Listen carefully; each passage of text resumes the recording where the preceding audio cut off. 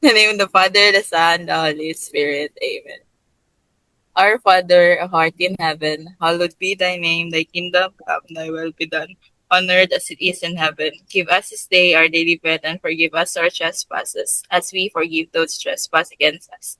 And lead us not into temptation, but deliver us from evil. Amen. And Father, the Son, and the Holy Spirit. Amen. So, our topic for today is all about industry analysis tools and internal environment analysis. Next slide, please. But before we proceed to our discussion, let's first have our learning objective. So, at the end of this presentation, you'll be able to understand the key industry analysis tools, explain the Porter's five forces model, identify the importance of strategic group mapping, describe the industry life cycle, analyze a firm's internal environment, recognize resources, capabilities, and core competencies, and explain value chain analysis. So, industry analysis tools. Industry analysis tools are used to examine the external environment of a business. So it helps identify competition and market trends, opportunities, and threats. So basically, it helps businesses understand what is happening outside the company, such as competitors, customer behavior, and market trends. So these tools guides businesses in making better decisions and avoiding risk. Next,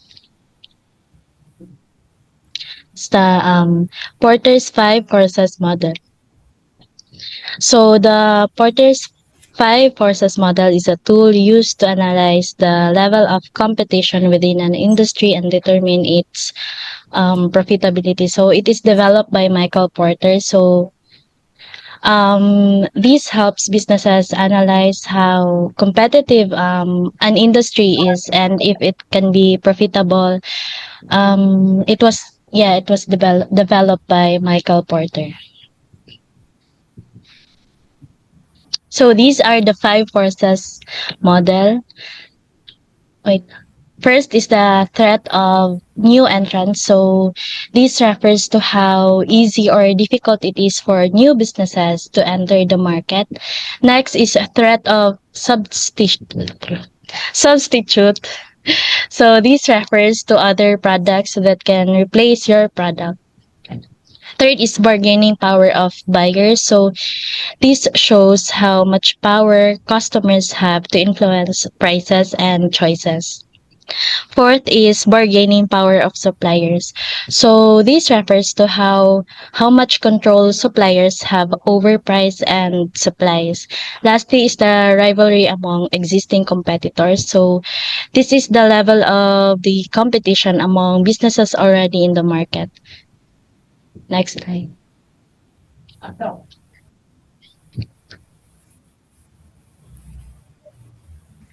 So the importance of Porter's model, first is to determine industry attractiveness. So it helps businesses decide if entering an industry is worth it. Next is help businesses develop competitive strategies. So it guides companies on how to compete effectively. Lastly is um, identifies profit potential. So it shows if a business can earn high profits in the industry. So overall, these tools help businesses understand their competition and make smarter strategic decisions. Next is the strategic group mapping. So strategic group mapping is a competitive analysis tools that identifies firms with similar strategies, for example, the price, product quality, and market focus in an industry. So with the use of strategic group mapping, so it can be compared to market segmentation, to where you segment or you divide your a larger group of people into smaller groups, so that you'll be able to analyze what are their demands and their wants. So it strategic group mapping helps identify direct competitors. So with the use of SGM, so you'll be able to know what will be your edge towards your competitors. So asa ka dapit mo kanang excel compare sa yung competitors, it's because dili man jud nato maiwasan ang isa ka product nga i-introduce siya sa daghan na company. So ang imong strategy na ano ana, through strategic group mapping, you'll be able to identify unsa nga mga strategies or unsa pa inyong i-innovate so that mas mag-excel mo ang inyong product maski naga-offer pa ang inyong competitors ana. And then next is you'll be able to identify the market gaps. You'll be able to identify kanang if nag-offer ang company A ani, unsa ang gap nila, unsa ang wala sila ha. Pwede ninyo siya i-offer sa inyong product. Unsa ang kumbaga ba, knowing your edge towards your competitors will be one of the strategies na pinaka-effective sa strategic group mapping. And then lastly is the opportunities. Of course, by knowing your customers and your competitors, you'll be able to identify opportunities. We can use SWOT or TOES analysis para ma-identify na to kung asa ta mas ma-excel compared sa atong competitors. Next.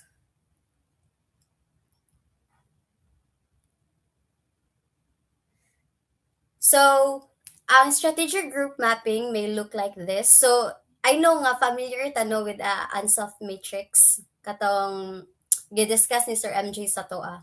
Katong already existing na siya pero already existing ang product pero wala pa siya gina-offer sa other locations.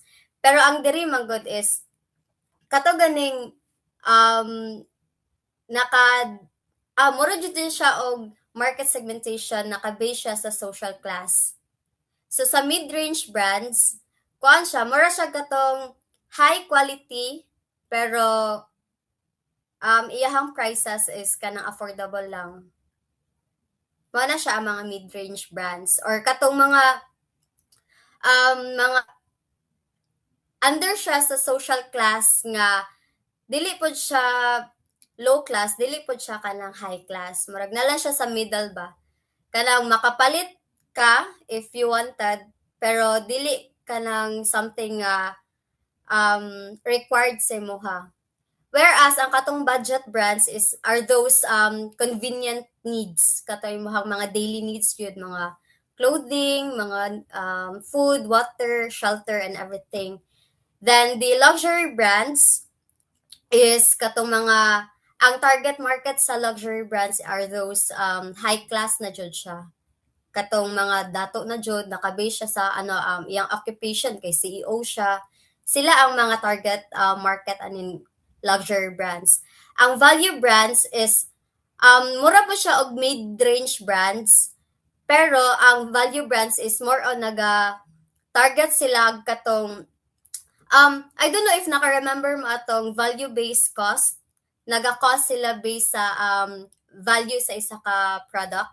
So, ang value-based brands are those gina-target nila nga katong mga mid gihapon, pero ang ginatanaw sa katong market or sa katong customer are not the brand itself, pero ang iyahang value nga if i-acquire nila karon mas nagadako iyahang or mas nagamahal siya habang nagaano ang time. So, ang example niya is high price and high quality. So, ang kaning luxury brands can be katong high quality then syempre high price siya. It's because iyahang target market are those high class nga kanang mga tao. Ang sa budget brands, mo na siya ang low price and low quality.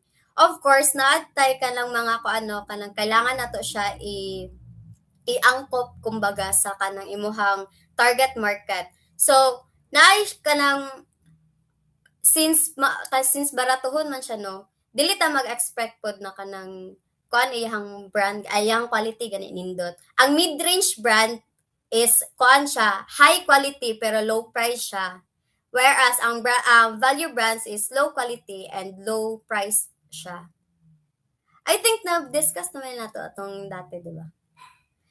So, I think, kuha na siya ka lang. Sabotable na siya. Next. Industry life cycle analysis can be comparable to product life cycle. to which it has four stages: the introduction, growth, maturity, and the decline stage. So in the introduction stage, sales are low, high cost, and few competitors. So in the introduction stage is simply just introducing your product or your brand into the market.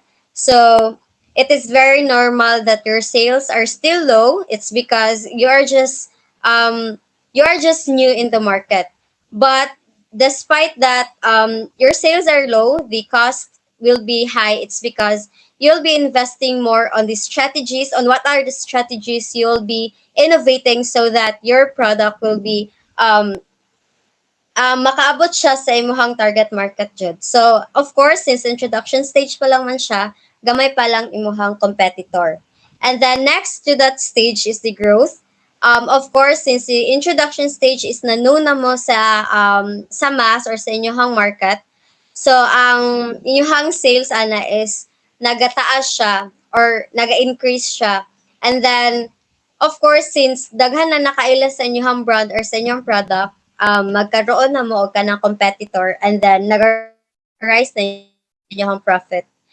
And then here comes the maturity stage, to which this is the very crucial stage of the industry life cycle analysis. It's because nana mo sa peak sa inyong pag-introduce sa inyong product, or daghan na og nagapalit, daghan na og naka-known sa inyong product. So sales growth slows, then market saturated, then strong competition. Sa growth stage, although na may competitors, pero dili pa kayo siya nga nakadaghan. So sa maturity is kuan siya kanang mura siya gihalo nga introduction and growth. It's because taas na imuhang sales, and then dili porket na naka sa maturity stage is dili na kamo gasto. Actually sa maturity stage jud pinakagasto. It's because since na know na siya sa market, you'll be investing more on the strategies para mag-maintain siya sa market. Of course, if nakay business, gusto jud ka nga mag-maintain or mas stabilize imuhang products sa market. So after that maturity stage is dili ka pwede na ay kanang peak man sa ako ang business or sa akong product karon, so dili na ako mag-innovate. So sa maturity stage is gasto jud kayo siya. And then that's why also na makasulti na nga crucial jud ang maturity stage. It's because if dili effective ang imuhang strategies, mag-lead siya into decline, or imuhang sales sa imuhang product or sa imuhang business is nagahinay siya, and then ang demand niya is dili na ka siya ing nakakusog. It's because kanang mas naalamangan mo sa inyong competitors. That's why sa maturity stage dapat kabalo mo unsa inyong edge towards your competitors, so that although daghan mo businesses na naga-introduce or naga-produce og same products, pero knowing your edge towards your competitors will be your advantage towards them. It's because mas tangkilikon ka sa market compared sa imong competitors. Sa decline stage also, you can also kanang maka-start kag new pero magbalik ka sa introduction, which is very kuana siya, gasto na gani ka siya sa raw materials, sa effort, and sa kanang of course makagasto kag balik. It's because murag mag back to zero manggod ka if nana ka sa decline. So dapat if nana ka sa maturity stage, more on innovation ka, more on knowing more your market, knowing what is their demands or even their wants. And then it is very also important to study your competitors if nana ka sa maturity stage. Kay dili ta gusto na if we as business owners in the future, dili ta gusto na maabot ta sa decline stage. So I think that wraps up my topic. Next is the internal environment analysis. Internal environment analysis refers to examining the internal factors within a company to identify its strengths and weaknesses. Resources and capabilities. Resources and capabilities refers to the assets a company owns and its ability to use them effectively to achieve business goals. Next day. Resources. These are the assets of the business. They can be tangible or intangible product. Like for example, money or investment, equipment and buildings, employees and skills, and intangible resources like brand or reputation. Next day. Capabilities. The company's ability to use resources efficiently developed through experience and process. Like for example, management skills, innovation and creativity, customer service excellence. This example is to provide a good and healthy customer service.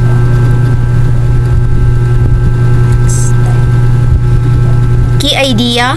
Resources is the what company has, and capabilities what the company can do.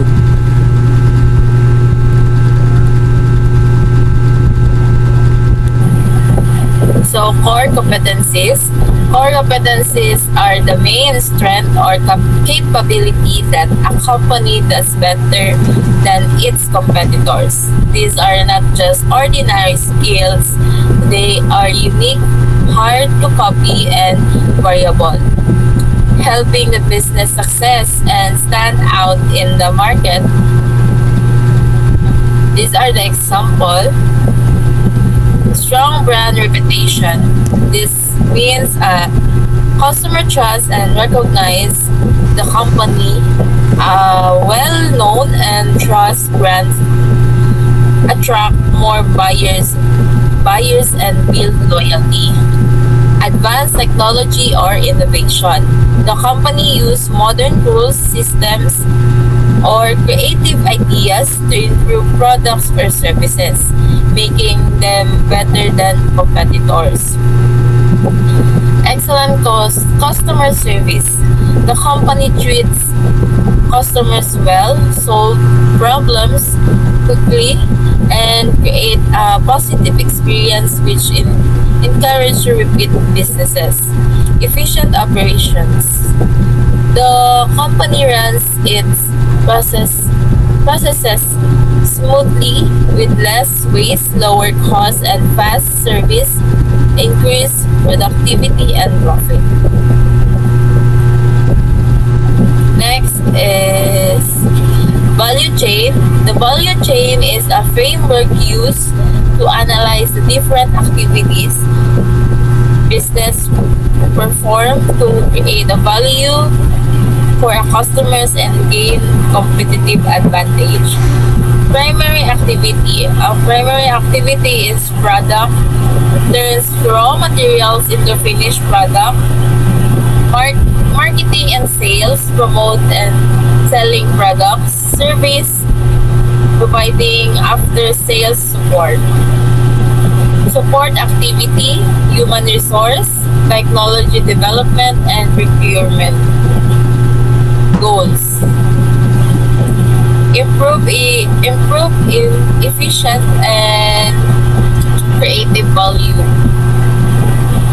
Improve efficient and reduce costs and avoid waste. Create more value for our customers and increase competitive advantage.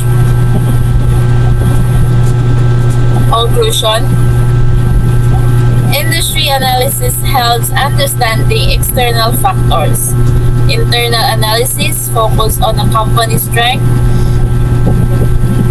and both important for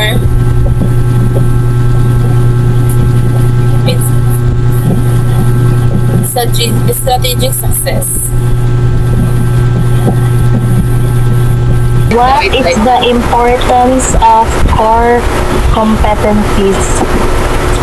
The importance of core competencies is the strong brand reputation because the customers trust and recognize the company. A well-known and trust brand attract more buyers to build loyalty. Okay, thank you. Next question. What is the importance of internal environment analysis?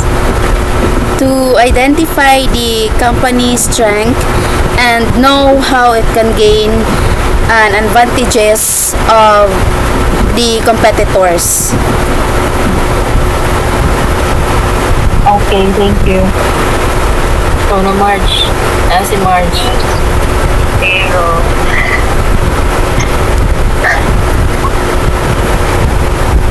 sige, go. Question ni mo, Marge. Ay, ako ang question. Oo.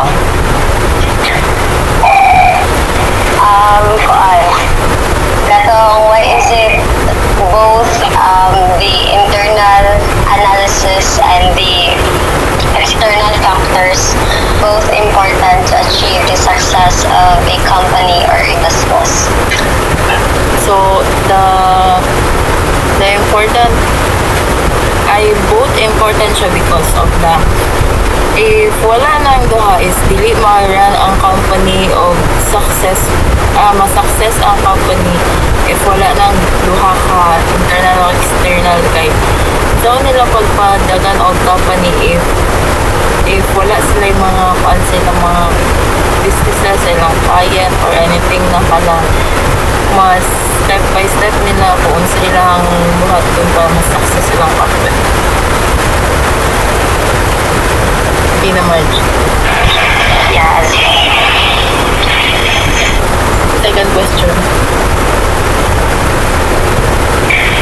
Ako yapon. Ikaw yapon.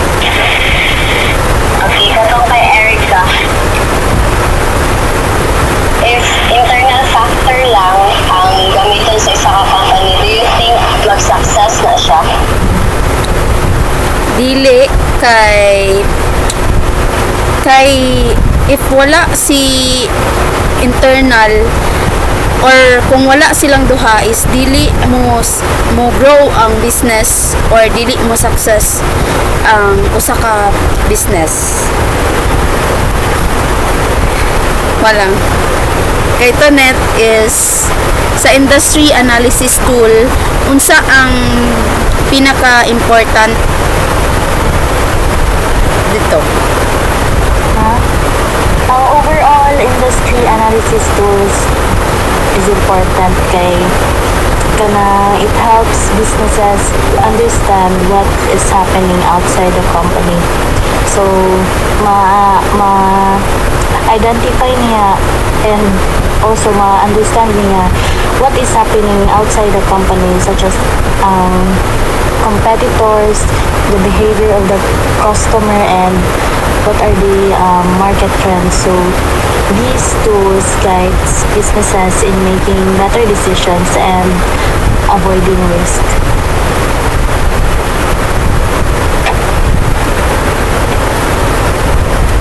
That's all. Kay Marjorie, nganong important sa life cycle si introduction?